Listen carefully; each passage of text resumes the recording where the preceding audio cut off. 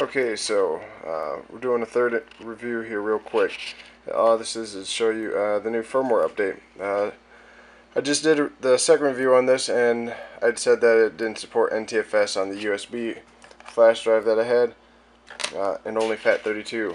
I guess the new Archos update for this, the 2.071, supports the ntfs, but it's only read-only. But I mean, still, that means you can plug in your portable hard drive while you're traveling. You can watch movies on it, so that's a really big update, I think. Really happy to see that that came out already. I'm going to go ahead and show you that, and just the power update. You don't need to root and use set CPU to get that full 1 gigahertz out of your machine anymore. I'll show you that right now. What I'm going to do, hit settings. Okay, we're going to go down to about device.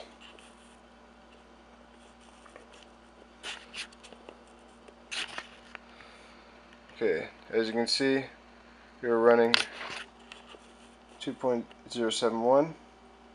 Alright, now something new that's on there.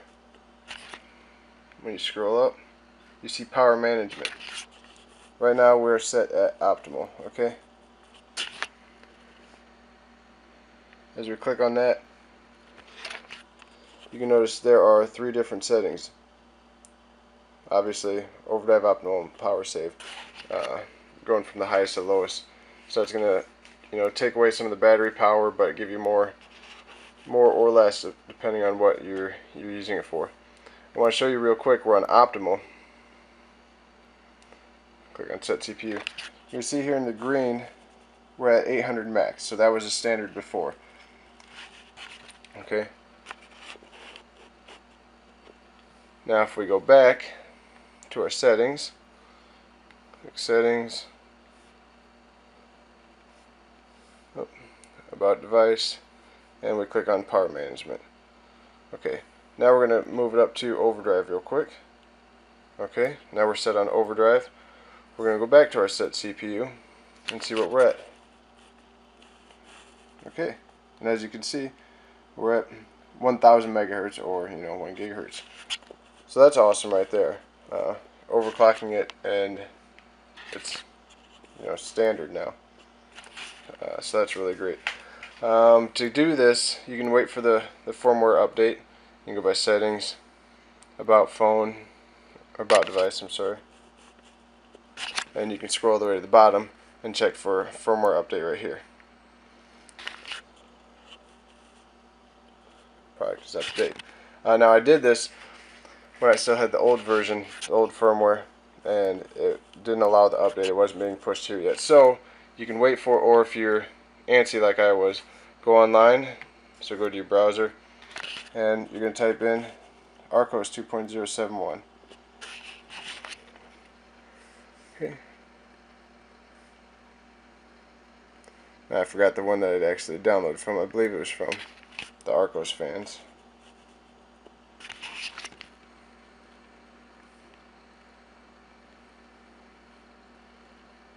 Okay, here we go.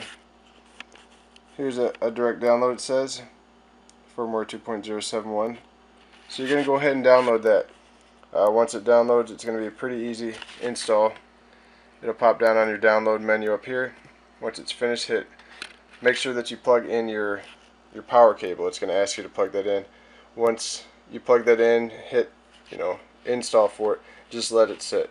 It's going to take not quite 5 minutes, but roughly 5 minutes to do. So just be patient. When you're done, it comes back to your home screen. It doesn't wipe anything, so you don't have to be afraid of it getting rid of all your apps or removing your settings or anything like that. So just go ahead, get that update, and run it.